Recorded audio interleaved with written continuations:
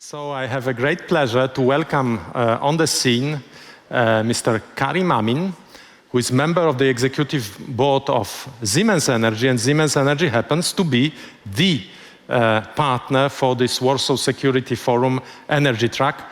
Thank you very much for coming, and the floor is yours, Karim.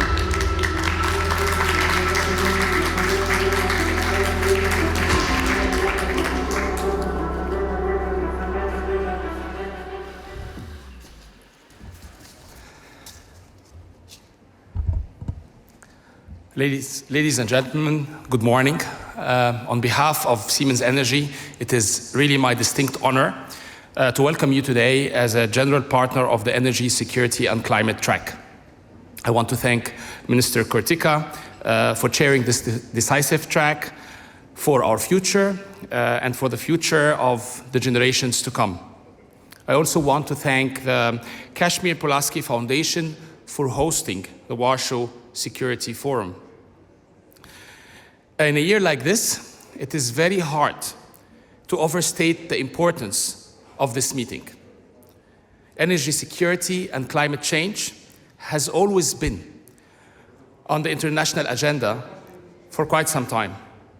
This year, not only this has been reinforced to act on these challenges, but also this year made it very clear that we need to view energy security and climate policy as two sides of the same coin.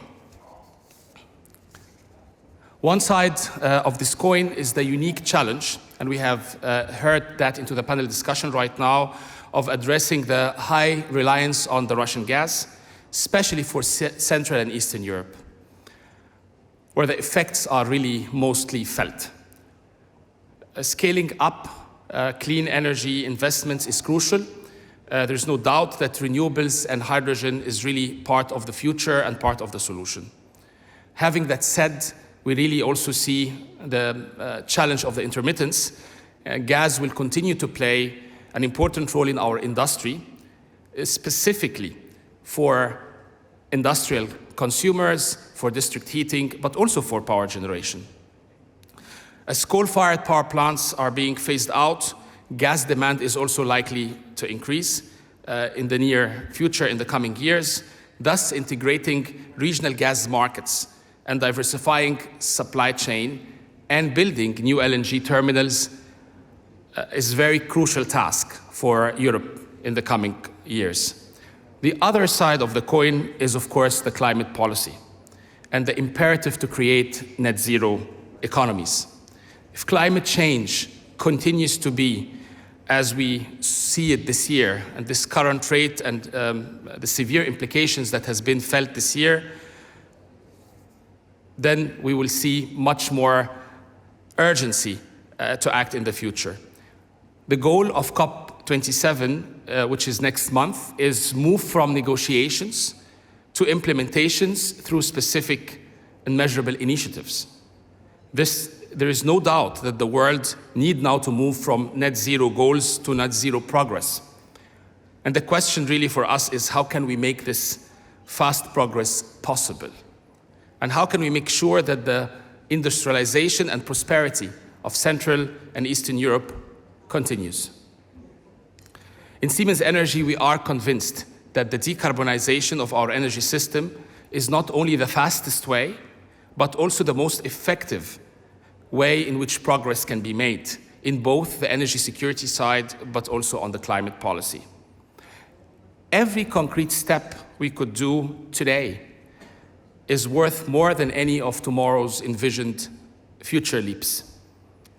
In our view, we need to act in three distinct areas to make significant progress now and in the foreseeable future.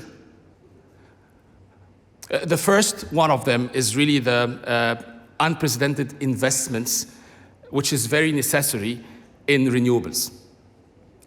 Strategies to diversify gas supply need to be part of a very strong, accelerated general push for the energy transition, including faster deployment of renewables. This means we are looking at large investments on offshore wind, onshore wind, solar, but equally in the expansion of grids and storage systems.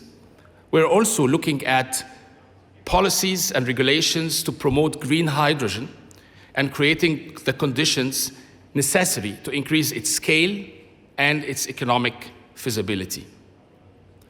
EU recovery funding will be very essential and should be swiftly made available for the industry, but also for the policymakers. We at Siemens Energy believe that the technology is not the issue. We have the technology needed for that. It's more the infrastructure and the regulation. I think the second area we're focusing on is to continue the coal to gas shift in power generation, in district heating, as well as on the industry. Of course, there is no doubt that renewables is the future, but because of their fluctuation and intermittency, we will need gas-fired power plants to secure an uninterrupted supply of energy. In addition, switching from coal to gas significantly reduces CO2 emissions.